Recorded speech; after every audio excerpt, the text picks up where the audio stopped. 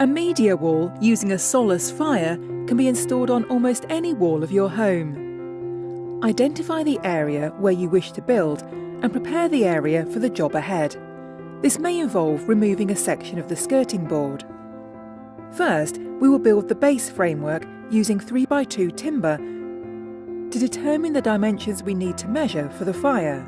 The VS150 is 1500mm wide and 280mm deep. We want to provide a 10mm gap between the rear of the fire and the wall to allow for the power cable to be positioned. So the bottom base framework needs to have finished dimensions of 1500mm wide by 290mm deep. The height of the base framework can be set to your preference, but in this scenario we recommend 400mm to allow for adequate distance above the fire when positioning the television. When screwing the framework together, it helps to create pilot holes first to prevent the timber from splitting. When finished, position the completed base framework against the wall, ensuring that it is central to your installation and that it is level. Secure this to the wall using the appropriate fixings for your wall type. In this installation, we want to connect to the power supply behind the TV, so route the power cable behind the fire and up to the plug socket. Take the bracket supplied with the fire and secure the fire to the base framework. For this installation, we are using the fire in a panoramic aspect, so we can take this opportunity to prepare the fire by removing the side panels and adding the panoramic trim sections. Again, using 3x2 timber, it's now time to create the top framework. Measure the distance from the top of the fire to the ceiling. This determines the height of the framework. The depth of the framework needs to be the same as the base framework, in this instance 290mm. Build the side of the framework and position it on top of the fire like this. Ensure that the frame is square and secure it to the wall using the appropriate fixings for your wall type. Repeat this process for the other side of the top framework. Now measure the distance between the two side frames. This is the measurement required to cut lengths of brace sections. Cut 7 lengths of 3x2 timber to this measurement. Drill a pilot hole before screwing to prevent the timber from splitting. The first brace section is secured between the two side frames along the front edge of the fire. The second brace section is positioned along the back wall, 200mm up from the top of the fire. The position of this brace will determine the bottom edge of your recessed TV opening, so some planning will be required at this stage. We are installing a 55-inch TV, which is 715mm high by 1240mm wide. We want to make the recessed opening 789mm high by 1314mm wide, so as to allow a gap of 25mm around all 4 edges of the TV. Remember to also allow for the thickness of the MDF cladding when planning your recess dimensions. When securing the brace to the wall, use the appropriate fixings for your wall type.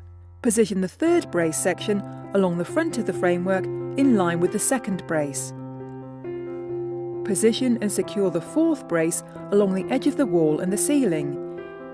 Position and secure the fifth brace directly in front of the fourth brace. Finally, position and secure the sixth and seventh braces. Remember that the position of these is determined by the height of your TV. Now we can begin cladding the timber framework with MDF boards. Our boards are 12mm thick. We will start by boarding out the TV recess.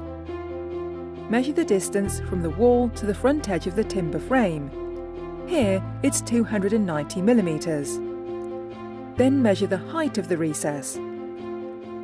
Cut 2 pieces of MDF to these dimensions and fit to the framework. Do the same for the top and bottom pieces, measuring width instead of height. You will need to create a small notch on the bottom piece of MDF to allow the power cable to exit through.